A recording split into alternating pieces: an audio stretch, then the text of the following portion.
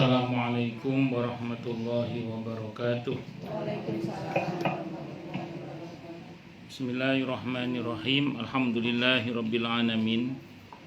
Wa bihi nasta'in ala umurid dunya waddin. Wassalatu wassalamu ala asyrafil anbiya'i wal mursalin. Sayyidina wa habibina wa syafi'ina wa qurrati a'yunina wa maulana Muhammadin wa ala alihi wa ashabihi wa dzurriyyatihi ajma'in, amma ba'd.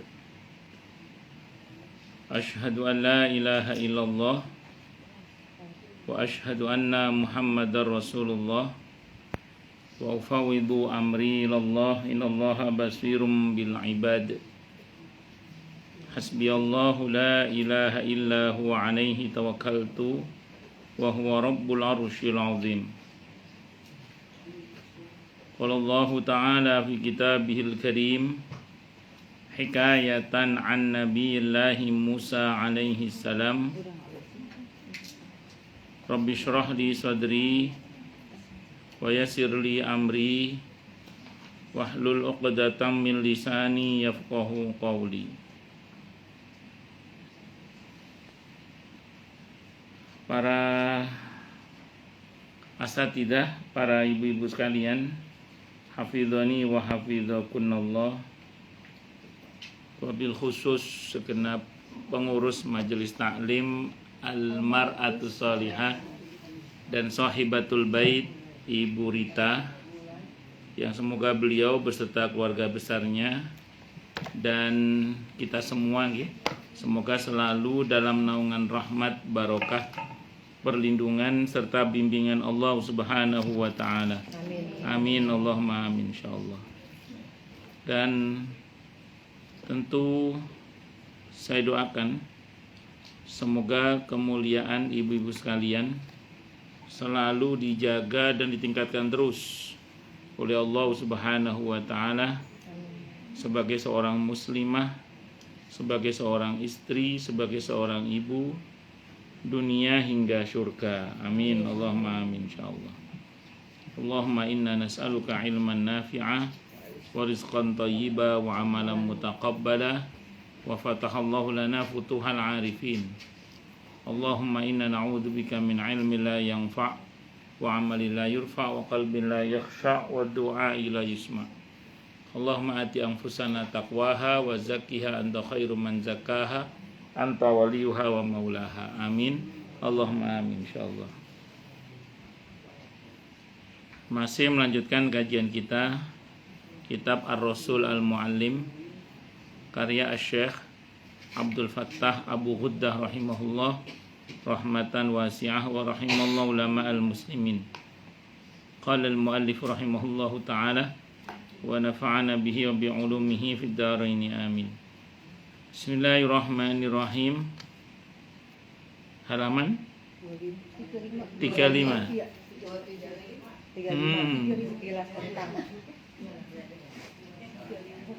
35 ya. Bismillahirrahmanirrahim. Sekilas tentang kesempurnaan Rasulullah Muhammad sallallahu alaihi wasallam dalam mengajar dan akhlak beliau yang agung. Kita senang berlama-lama bersama sang guru pertama dan Nabi Ummi yang mulia ini. Pada semua sisi petunjuk beliau dengan berbagai sarana dan tujuan. Beberapa halaman berikut ini tentu tidaklah cukup bagi kita untuk lebih banyak membahas metode beliau dalam mendidik dan mengajar. Adapun terkait tujuan besar yang dituju oleh guru besar ini, maka pembahasan tentangnya ada di tempat lainnya. Semoga Allah Ta'ala memberikan taufik untuk menyiapkannya. Ini kata Syekh Abdul Fattah Abu Ghuddah. Ya memang kalau kita mempelajari akhlak yang mulia Nabi kita Muhammad sallallahu alaihi wasallam itu selalu saja hati ini merasa senang ya. Karena prinsipnya beliau adalah kekasih Allah. Tentu hati setiap makhluk akan dibuat oleh Allah condong untuk mencintainya. Bahkan sebenarnya musuh pun itu segan kepadanya. Saya ulang, bahkan musuh pun aslinya segan kepadanya. Bahkan tidak jarang di antara mereka itu juga mencintainya sebenarnya. Contoh Abu Jahal.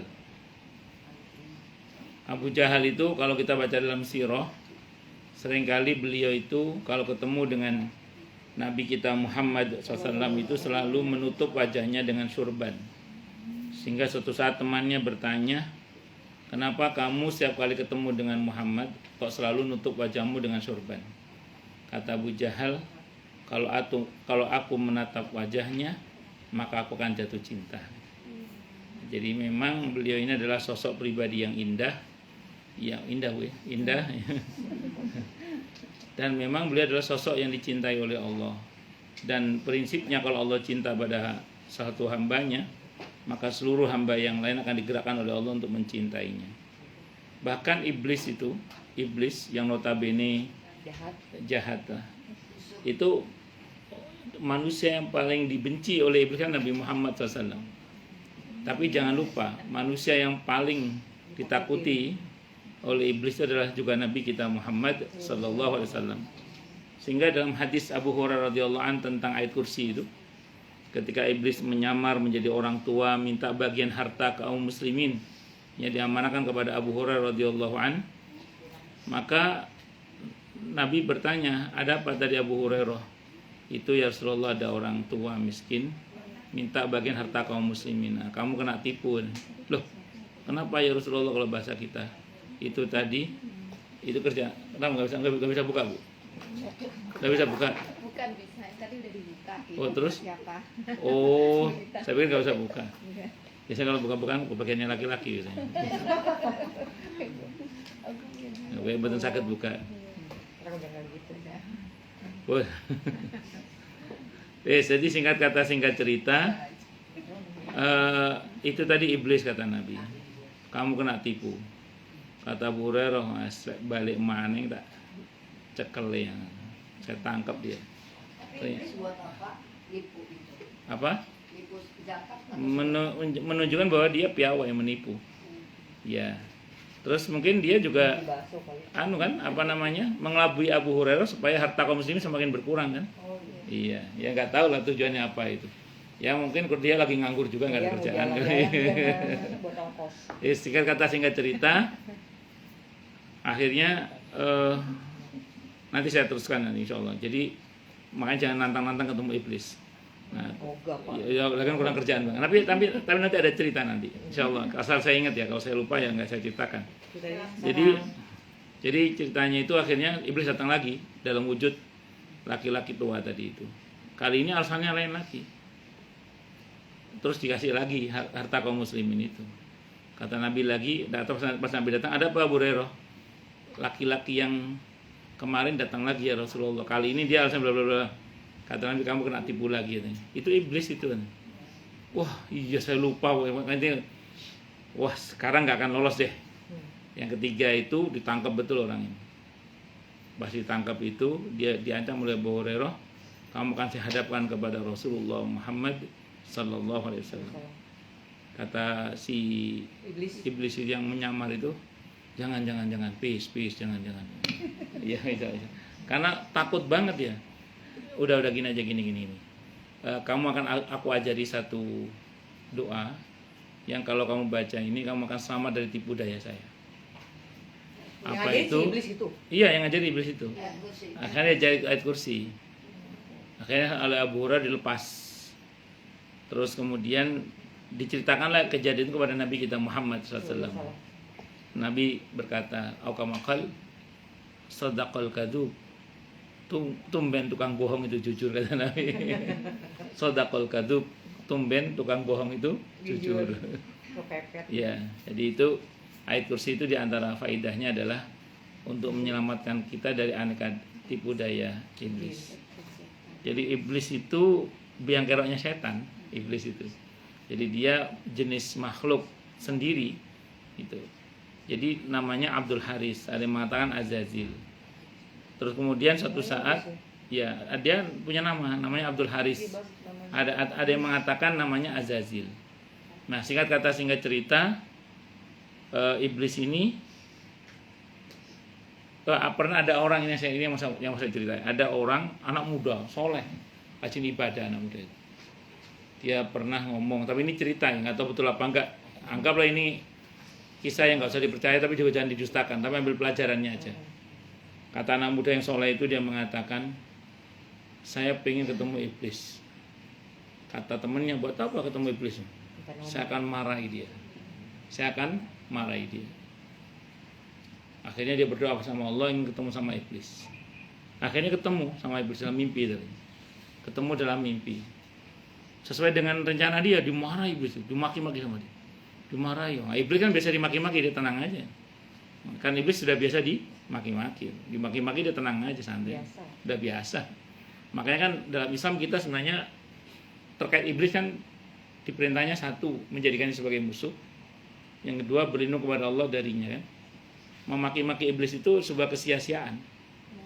Kan ada riwayat yang menyebutkan, saya lupa rawinya tapi saya pernah baca tapi itu. Jadi Nabi melarang kita melaknat atau mencaci maki iblis. Percuma ya. Iya. Karena percuma juga. Ya, tapi kata Nabi berlindunglah kepada Allah darinya. Jadi tugas kita terkait iblis itu adalah satu, jadikan dia sebagai musuh. Yang kedua, berlindung kepada Allah darinya.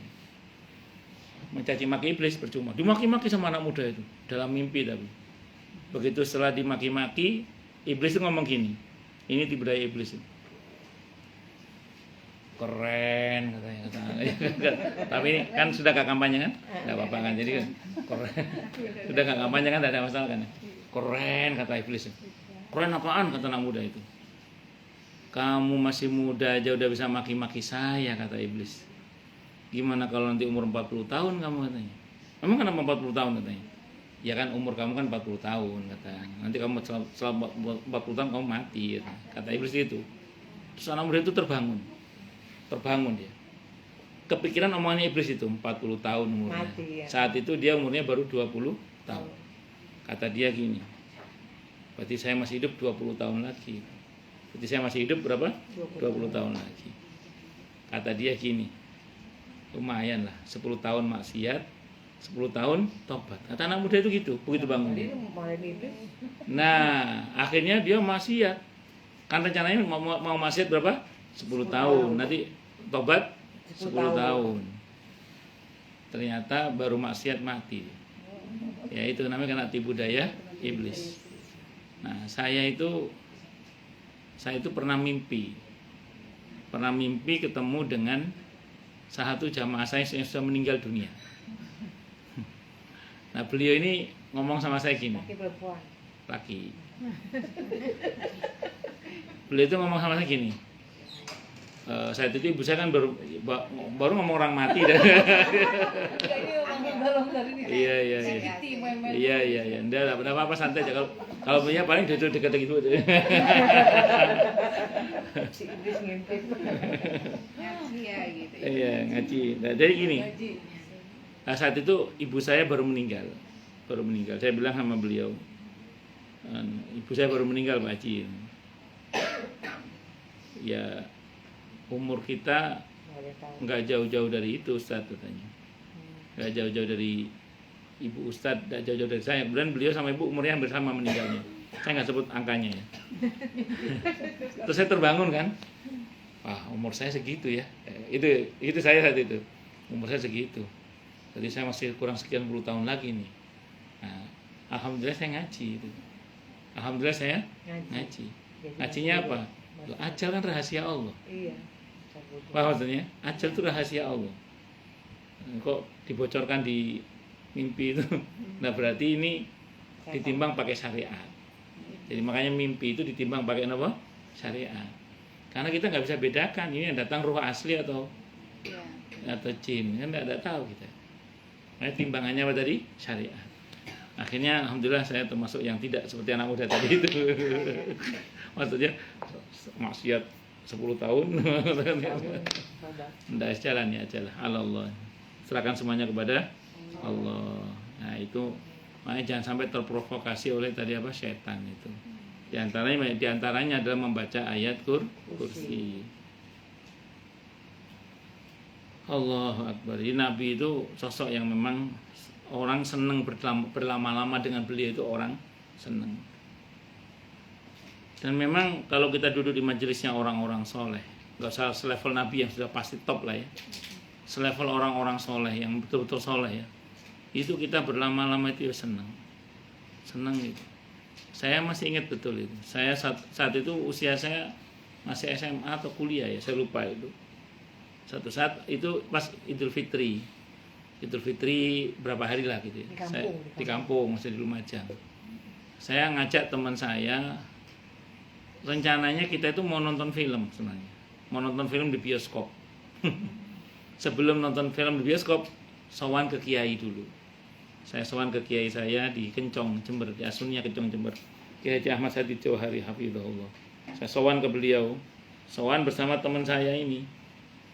Kita sowan tuh lama itu, diajak ngobrol sama beliau itu. Lama, seneng, anteng gitu. Nyaman lah pokoknya. Sampai malam nggak jadi nonton. Ya, sampai akhirnya pulang gak jadi nonton. Iya, udah kemalaman. Kalau saya kan memang santrinya, jadi ngobrol dengan beliau kan nyaman, seneng kan.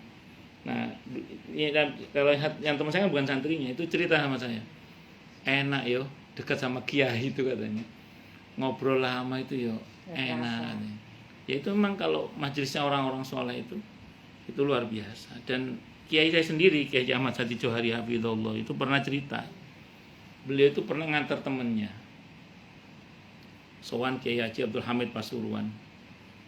Saat itu ada satu hal yang buat Kiai Hamid itu duka, marah. Beliau dan temannya itu, maaf, beliau yang sowan ke Kiai Hamid kalau nggak salah. Sowan ke Kiai Hamid Pasuruan mau izin mau mondok lagi. Itu sama Kiai Hamid itu dimarahi karena gini, kalau mondok tuh kapan dakwah kira-kira gitulah ya. Nah, dimarahi itu selama 2 jam sambil berdiri pakai bahasa Arab. Dimarahi sambil berdiri selama berapa? 2 jam pakai bahasa Arab. Itu kalau menurut teori kan dimarahi kan iya kesel kan. Beliau cerita sama saya itu habis dimarahi selama berapa? 2 jam sambil berdiri selama 2 jam pakai bahasa Arab. Kata beliau, saya senang sekali, bahagia sekali. Jadi dimarahi orang soleh itu malah bahagia. Kenapa? Karena marahnya orang soleh itu kasih sayangnya tumpah gitu loh. Bukan marah yang melampiaskan kekesalan. Makanya senang gitu. Dan saya sendiri itu punya seorang kiai yang di Nurjadi Paiton Probolinggo, namanya Kiai Haji Hasan Abdul Wafi rahimahullah. Kuala beliau itu orangnya. Tapi hampir semua santri pengen dimarahi. Sering orang cari muka depan beliau itu, mukanya cari gitu. Jadi supaya dimarahi itu. Iya, supaya dimarahi. Cari gara-gara. Iya, cari gara-gara. Pengen dimarahi sama kiai itu. Karena kalau kiai itu marah itu rasanya seneng gitu. Kenapa? Karena kita seperti diperhatikan gitu. Karena kalau beliau marah pasti keluar tuh nasihat-nasihat. Itu seperti itu. Nah, anehnya beliau itu gewala tapi santrinya banyak gitu. Tambah banyak santrinya itu. Kenapa? Karena beliau itu memang tulus. Jadi marahnya itu betul-betul memperbaiki. Bukan marah yang merusak gitu, iya. Nah, sementara saat itu ada juga kiai di daerah Bondowoso. Sama, itu lulusan dari Timur Tengah juga, dari Mekah sana. Baru pulang gewala juga. Santrinya malah habis. Dia galak beneran. Iya, dia galak beneran. Jadi memang beda galaknya orang soleh sama orang yang nggak soleh itu beda. Makanya kumpul dengan orang soleh itu ya begitu, Mak. Kata sebagian para ulama mengatakan di antara ciri orang soleh itu adalah kalau kita bersama dengannya itu semangat ibadah kita naik. Nah, terus semangat maksiat melemah.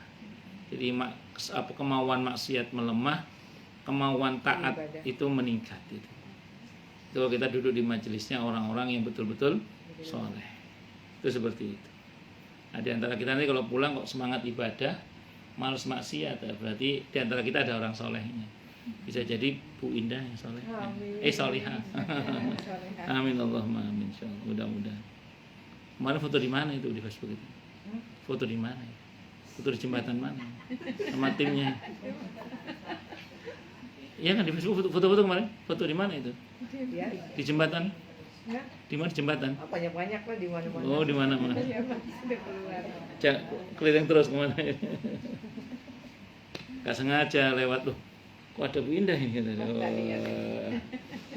Saya like nggak Ibu? Enggak ya? Enggak ya? Saya like apa enggak itu? Nggak tahu. Nggak Coba tahu, ya. lihat lagi udah itu. Oh gitu ya. Ya wis, yang penting barokah. Oh lanjut sampai mana tadi ini?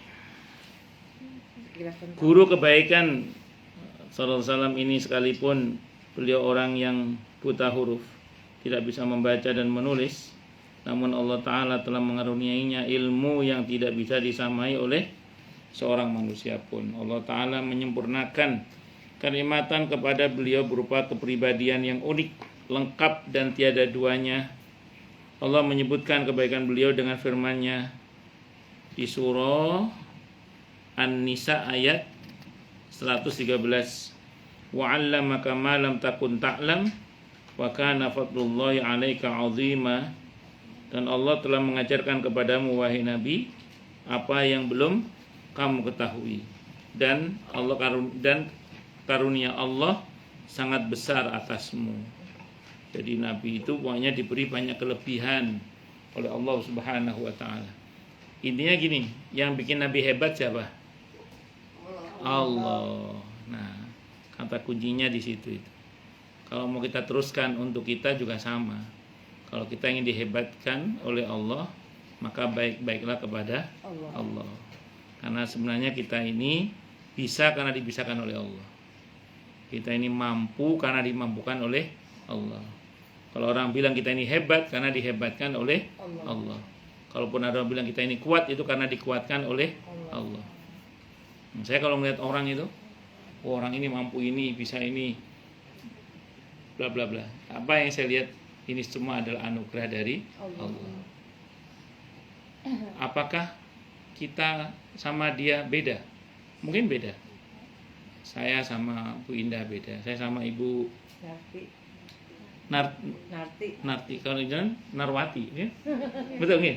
Oh, beda. Saya sama Ibu siapa jangan? Mira. Pakainya merah Mira. Bisa aja.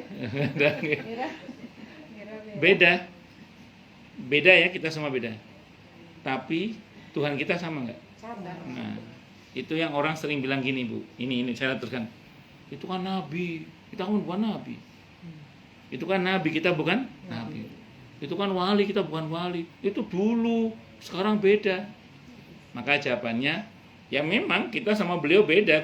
Beliau Nabi, kita bukan Nabi. Memang beda. Beda pakai banget lagi. Dulu sama sekarang beda. Memang beda dulu sama sekarang. Tapi ingat, beliau dan kita Tuhannya sama. Siapa? Allah. Dulu dan sekarang Tuhannya sama. Siapa? Allah. Artinya kalau Allah berkuasa memberikan kepada hambanya yang lain, maka kepada kita pun juga Allah kuasa. Tentu walaupun kalau dengan Nabi kita tidak akan pernah bisa menyamai, tapi paling enggak kan kita berharap maha baiknya Allah lah, kira-kira gitu. Persis tidak mungkin, tapi ya Dikit-dikit lah. ya kecipratan lah, misalnya kecipratan. Itu seperti itu. Nah, yang mau saya sampaikan gini, kita itu cara pikirnya itu begitu, gitu loh. Ya memang kita sama Nabi beda banget pasti itu.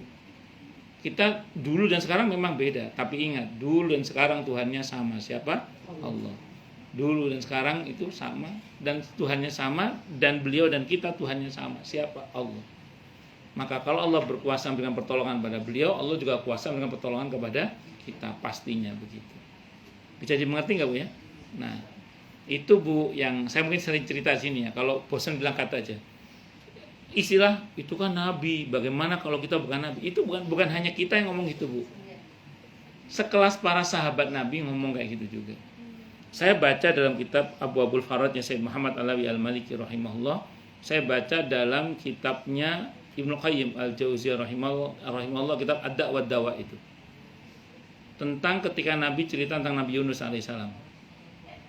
Tidak kurang kan diceritakan kan? Nabi cerita itu, menceritakan yang dia ada Al-Quran itu. Bahwa Nabi Yunus alaihissalam itu ditelan oleh ikan.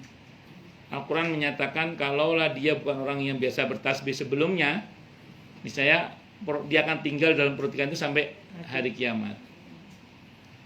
Berarti mati kan? Ya. Maka beliau baca tasbih itu la ilaha illa anta subhanaka inni kuntu minadz dzalimin. Al-Anbiya ayat 87 itu. Al-Anbiya ayat 87. Ya betul ya, Al-Anbiya 87 ya. Betul enggak Bu? La ilaha illa anta subhanaka inni kuntu minadz dzalimin. Saya agak lupa ya, coba. Oh, saya enggak salah, Al-Anbiya 87. Betul nggih? Betul nggih. Nah, terus sahabat nanya itu ke Rasulullah, ya Rasulullah itu nabi. Bagaimana dengan kami yang bukan nabi? Itu nabi, bagaimana kami yang bukan nabi? Cium dulu ya.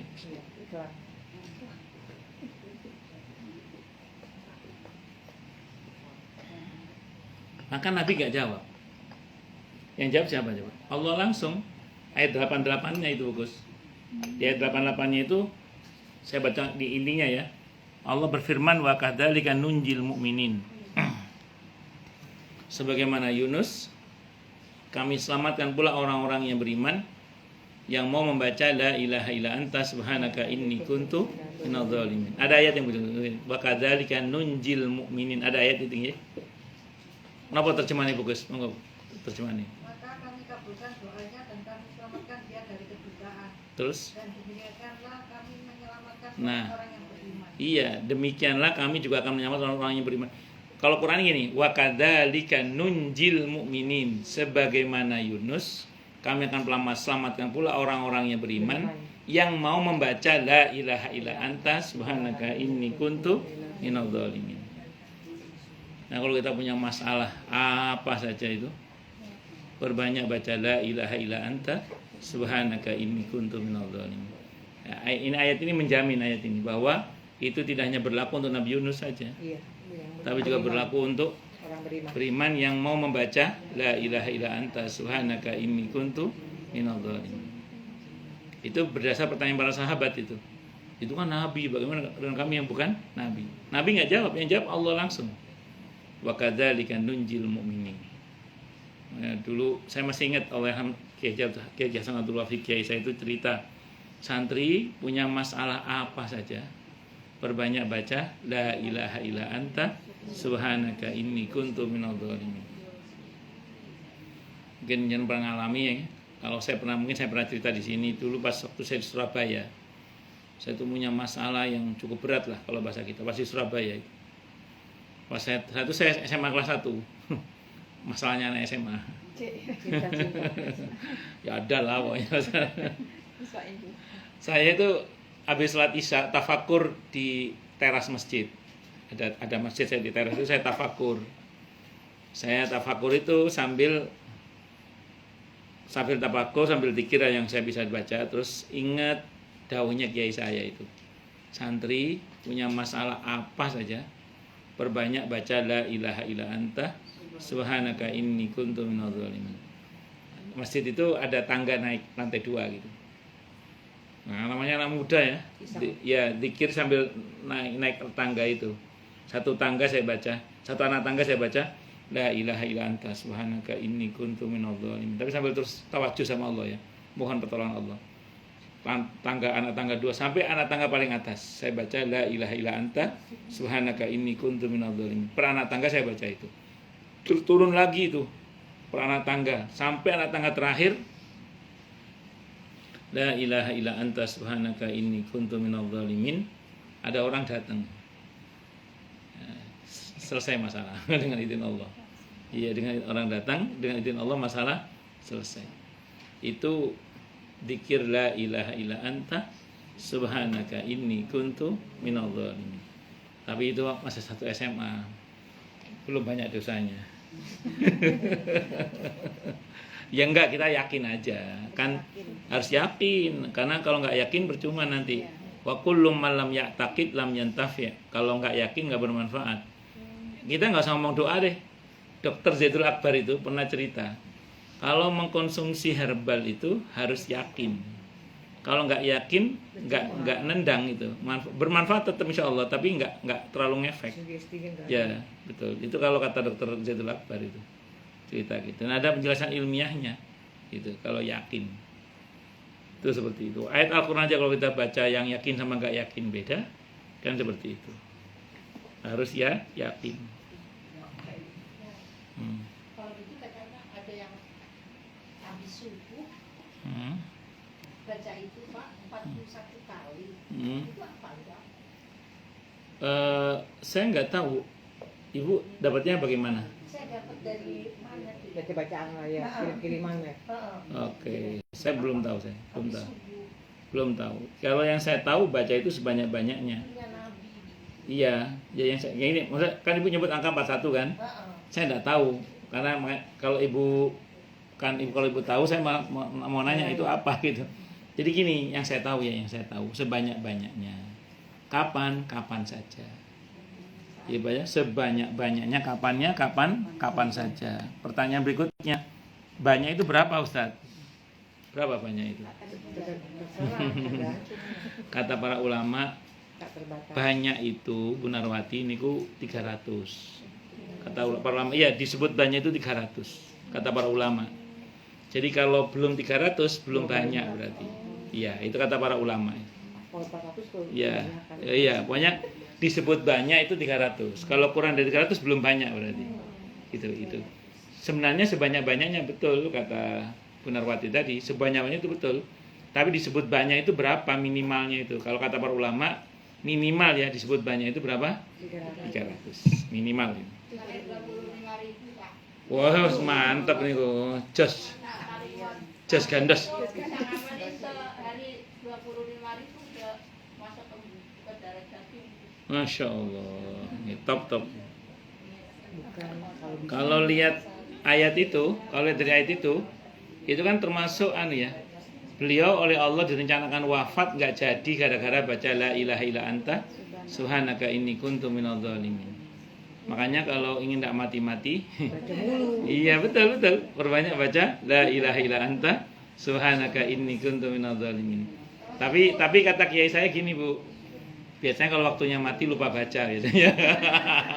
Kenapa, Bu Sarjono? Kan paus itu memang ada 2 macam Pak. Kenapa, Bu? Yang nama, Bu? Gaya apa? Ada yang ada gigi, ada yang ada gigi. Oh. Yang nggak ada giginya itu katanya yang menelan Nabi Yunus. Itu luasnya 40 biji tuh. 40 orang. 40 orang. Oh. Oh, dia di WA. Iya. Lewat WA. Iya. Kemarin kan kita Iya, Bu. Iya. Kalau yang ada giginya yang hiu apa itu? Apa? Paus apa? Ada ya? Oh. Iya. HP itu. Iya, malah ada nggih. Perang dong. Ya pun, lanjut. Maka beliau bangkit untuk menyebarkan ilmu di kalangan manusia dan menyiarkannya di tengah-tengah mereka. Sejatinya beliau adalah guru kebaikan pertama di dunia ini. Dalam hal bagusnya penjelasan, kefasihan lisan, kejelasan tutur kata, metode yang mengagumkan, kelembutan nasihat, spirit yang bersinar, kelapangan dada, kelembutan hati, melimpah belas kasih beliau dengan kasihan, bijaksana dalam ketegasan, besarnya perhatian, tingginya kecerdasan, pengawasan yang maksimal serta sangat ramah kepada manusia, sampai-sampai beliau sendiri bersabda, innama bu'istu mu'allima, bahwasanya aku diutus sebagai seorang guru. Jadi kalau kita baca tadi ya, Nabi itu adalah guru yang guru kebaikan pertama di dunia dalam hal bagusnya penjelasan. Nabi itu penjelasannya kalau bahasa kita ya cetowelo-welo. Cetowelo-welo itu jelas gamblang gitu. Itu Nabi itu. Tapi nanti memang gini Bu, ada hadis muhkam, ada hadis mutasyabih. Tetap ada nanti hadis-hadis yang sulit dipahami itu ada tetap. Oh iya, itu ayat. Kalau ayat kan ada ayat muhkamat, ada ayat mutasyabihat. Kalau hadis muhkam, ada hadis mutasyabih. Betul, tidak salah niku. Nah, jadi memang nanti ada beberapa hadis yang sulit dicerna karenanya butuh ulama untuk menjelaskan. Tapi ada banyak hadis itu yang muhkam. Muhkam itu ya jadi cetowelo-welo itu, jelas gitu. Nabi itu Wis jelas penjelasannya itu. Nabi itu nggak bertele-tele. Nabi itu nggak bertele-tele. Orangnya bukan tipe orang yang Simpel. bertele-tele ya. Kan ada orang itu yang bertele-tele itu. Ya. Nabi enggak. Nabi bukan tipe orang yang bertele-tele. Terus kemudian kadang saya kalau dengar ceramah salah seorang ustadz itu Ngantuk. enggak kesel itu nungguin poinnya itu loh, enggak ketemu-ketemu. Muter-muter ya. Iya. Terus, iki opo? Ya kadang dengerin bareng sama istri itu. Iki kok gak tutuk-tutuk sih ngomongnya. Kata ngomong apa ya gak tutuk-tutuk. Itu kadang ya begitulah. Makanya buat pelajaran untuk saya sendiri juga berusaha untuk enggak terlalu bertele-tele. Kalaupun bertele-tele yang bermanfaat. Pun. Terus kemudian kefasihan lisan. Nabi lisannya fasih, jelas. Jadi Nabi itu kalau dawuhan, kalau bersabda itu enggak gremeng gitu loh orangnya. Jadi jelas ngomongnya itu jelas. Kan ada orang itu kalau ngomong itu misalnya enggak jelas gitu loh. Nah, beliau ini orangnya jelas ngomongnya. Terus kemudian kejelasan tutur kata. Dan Nabi itu pilihan katanya juga pilihan kata yang bagus. Iya, yang bagus. Bukan pilihan kata yang sembarangan gitu. Terus metode yang mengagumkan. Metode pengajaran Nabi itu dinamis. Nabi itu tidak pernah mati kutu di dalam mendidik para sahabat. Selalu punya metode yang sangat dinamis. Ibu kalau perhatikan Al-Quran sendiri, itu kadang kita kalau baca ayat-ayat tertentu, itu kita diajak berpikir secara linier. Ya, faman ya'mal mithqala dzarratin khairan yara, wa may ya'mal mithqala dzarratin syarran yara. Kalau baik akan dibalas dengan kebaikan, kalau buruk akan dibalas, ya pokoknya sama lah. Itu linier. Tapi jangan salah, kadang Quran itu zigzag itu. Berbuat baik tapi nggak ada pahalanya, berbuat dosa tapi kok ujungnya malah diampuni, itu kan zigzag gitu. Ya, oh ternyata ini kalau dia nggak ikhlas akhirnya malah nggak dapat pahala. Berbuat dosa pun kalau dia tobat dan dia sadar bisa masuk surga. Jadi zigzag kadang. Nah, ada masa di mana Quran itu mengajak kita untuk berpikir secara spiral. Spiral itu kayak pir itu ya, muter gitu, muter. Kadang Quran ngajak kita muter-muter juga.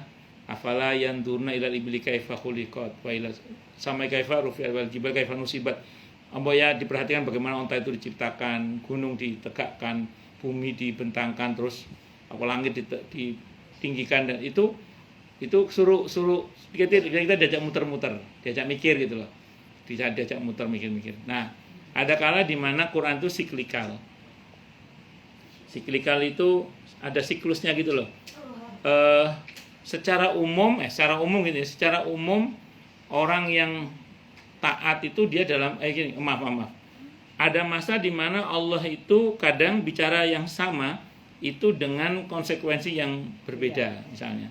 Tergantung dari siapa yang diajak bicara atau konteksnya apalah, itu bisa berbeda. Sambil contoh gini misalnya sholat misalnya.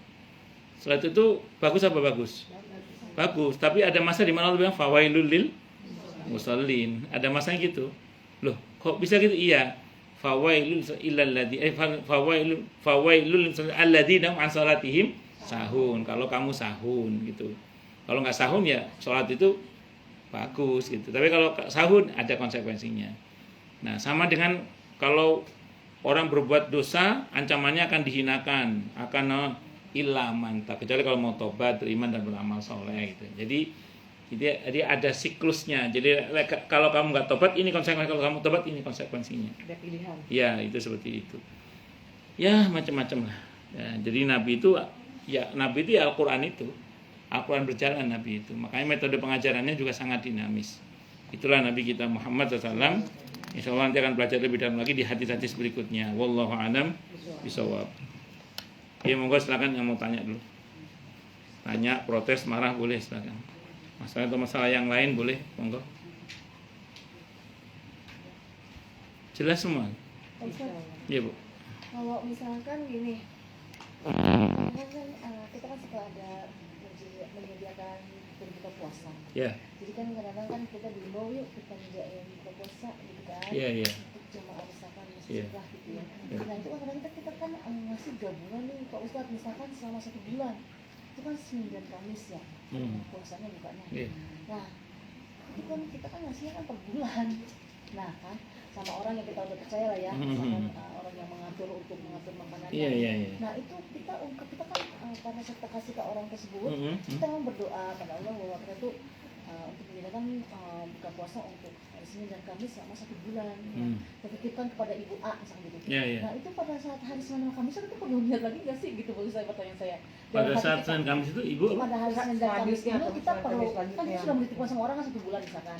Ya. Nah untuk setiap hari Senin dan Kamisnya kita perlu mengulang nggak di sini gitu di Doanya. doa gitu apa Allahnya gitu maksudnya. Itu doa apa itu? Udah ngerti saya. Doa. Bukan. Misalkan kita menyediakan apa sih Bapak? Iya, bukan yang ngerti ya. Ah, ah. Betul ya. Doa Maksudnya, biar dapat pahala gitu kali. Bukan. Maksudnya kan kalau kita melakukan tadi itu kita pas hari Seninnya, pas hari H-nya Seninnya itu Iya, kita iya. perlu mengulang dalam Niat. hati kita apa tidak perlu gitu. Oh, enggak.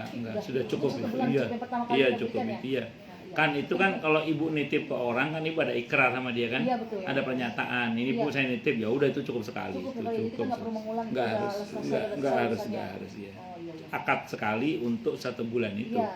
Nanti bulan berikutnya akad lagi kan? Iya, betul. Ya udah, cukup itu. Insyaallah. Iya. Allah alam bisawab. Sami-sami. Iya. Monggo yang lain silakan kalau ada. Bude mau nanya. Bude mau nanya. Mira mau nanya. Kalau Bukus Bu Rita siapa namanya? Rita Wardani. Kalau Ibu Rita siapa? Nan. Iya, datang.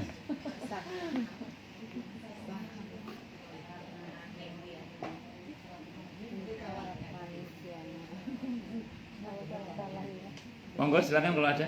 Loh jelas semua ini. Kalau misalkan Nggih. kita Pak Ustadz, misalkan kita sholat nih, ya ini misalnya kan kadang-kadang kan kita sebetulnya dari awal tuh kita udah hafal banget, maksudnya kita udah ingat banget ya jumlah rakaat kita. Mhm. Tiba-tiba misalkan tiba-tiba ya itulah yang ada ketok pintu atau apa gitu kan jadi kan tiba-tiba kan jadi Ya, blank oke, ya. buyar, Blank, oke, ya, oke, buyar oke. kan.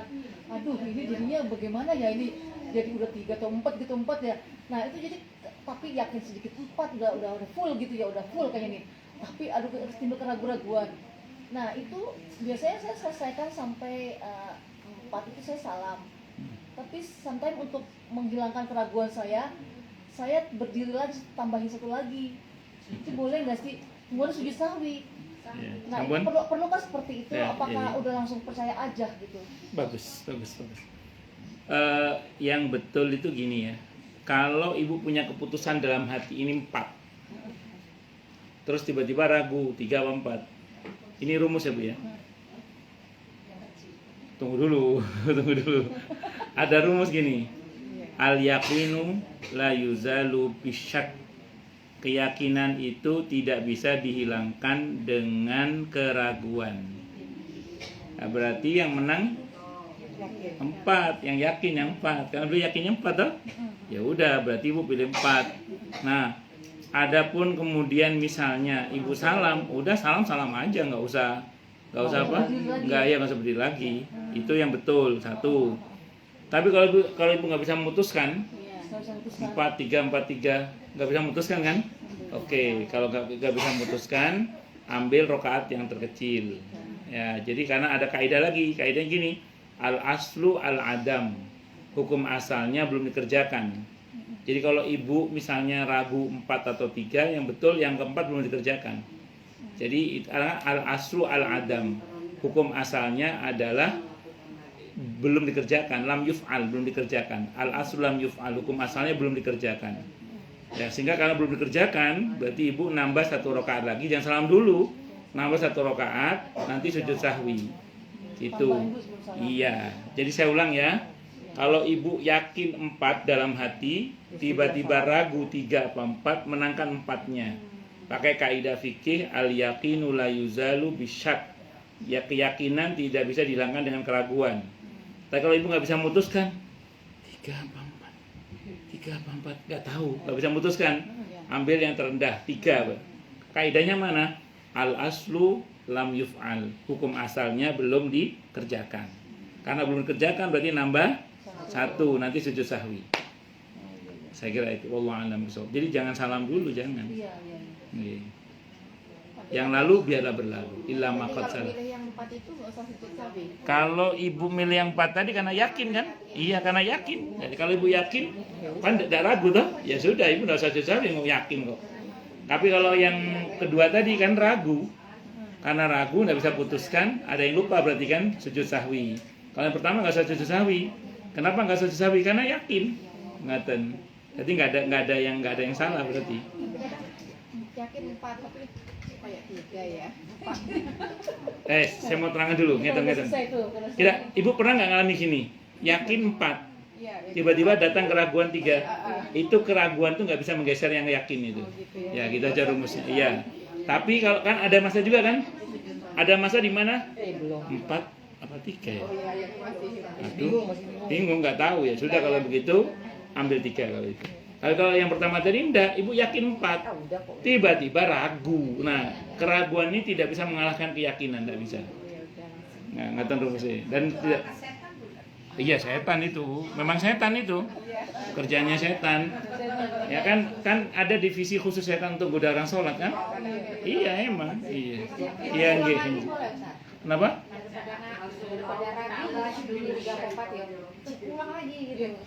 Gini, saya dulu. Itu nanti masuk dalam pembahasan tentang hukum membatalkan sholat wajib. Nah, membatalkan sholat wajib itu tidak boleh. Beda sama sholat sunnah. Kalau sholat sunnah boleh dibatalkan. Kalau sholat fardu tidak boleh. Nah, kalau sholat fardu itu, kalau sholat fardu itu yang betul selesaikan saja, selesaikan. Iya, selesaikan. Adapun ragu sholat lagi 2 kali tidak apa-apa. Iya, selesaikan sampai selesai. Kecuali Ya. dirubah ke Kecuali ibu batal. Kalau ibu batal rubah niat ke itu. sunnah. Dari wajib ke sunnah. Iya. Dari sholat sunnah Misalkan mutlak. merubah sholat ini menjadi sholat Iya. itu. Jadi sholat sunnah mutlak. Ya boleh sih kalau Boleh. gitu, boleh. Tapi jangan dibatalkan juga, selesaikan segera Iya, selesaikan aja. mutlaknya diselesaikan. Tapi yang paling aman sih selesaikan aja sih, Bu. Selesaikan begitu salam, Ibu, ya Allah saya ragu, saya mau mengulang lagi. Namanya i'adah namanya. Mengulang, enggak apa-apa. Tidak boleh, tidak apa-apa. I'adah itu boleh dalam Islam. Dalam fikih itu ada bab tentang masalah i'adah. Mengulang sholat itu boleh, tidak apa-apa. Kalau itu percuma dong kita ngomong auzubillah minasyaitonir. Ya nggak percuma. Kalau ibu nggak baca lebih bisa jadi godanya lebih dahsyat lagi. Menggodanya bukan main. Iya, gara-gara ibu baca itu ibu inilah Bu, gila Bu, ibu baca aja mesti tergoda, apalagi nggak baca. Lebih tergoda lagi bisa jadi gitu maksudnya. Ya. Saya kira itu. Kalau saya itu gini, mensiasatinya. Saya mau sholat, saya lihat jam dulu. Start jam berapa? Set itu. Begitu misalnya saya ragu, oh sudah 3 ini. ada di jamnya. Iya, ya gini kan enggak apa kalau gini aja enggak apa. Kan ada jamnya ini. Bukan jamir tembok itu, pokoknya enggak gitu dah. Jadi tangan. Ya enggak perlu gini juga, gini aja. Kalau saya sih laki-laki kan bisa, kalau perempuan enggak tahu ada kalau perempuan. Perempuan susah. Iya. Kalau saya sering saya dulu. Jadi saya kalau mau sholat itu saya startnya itu. Bisa. Kalau jadi imam terutama kadang jadi imam kadang ragu, kadang blank juga kadang gitu. Kadang, tapi alhamdulillah hampir tidak pernah sih, cuman kadang. Pak Ustadz, kalau saya gini Pak Ustadz. Gitu. Sometimes supaya saya tidak ya Pak Ustadz kan nggak jam tangannya. Kalau saya ini Pak Ustadz sajadah Yeah. saya tuh saya kalau misalkan yang ketiga sampai orang keempat kan habis itu kan setelah tasawuf awal kan kita berdiri kan supaya tidak menghilangkan keraguan. Pokoknya kalau misalkan saya di rakaat ketiga tuh saya lihat sisi sebelah kanan saja udah boleh nggak? Karena kadang-kadang ada gambar gitu. masjid ya. Dilipat gitu. Di masjid kita. Yeah. Di masjid kita jadi sajadah kita kan ada masjid kan. Nah, itu saya ngeliat sisi kanan gitu kalau pada saat tiga misalkan untuk menghilangkan ya sah-sah saja sih sholat, cuman yang betul kan sebenarnya kan kalau misalkan takut ragu gitu. Tidak apa-apa, cuman secara yang tepat sih tetap memandang ke tempat sujud sebenarnya. Tapi tidak apa-apa. Yang tengah tuh. Tapi nggak apa-apa juga sih, itu soal metode aja. Sedikit saja sih. Ya itu soal metode aja sih.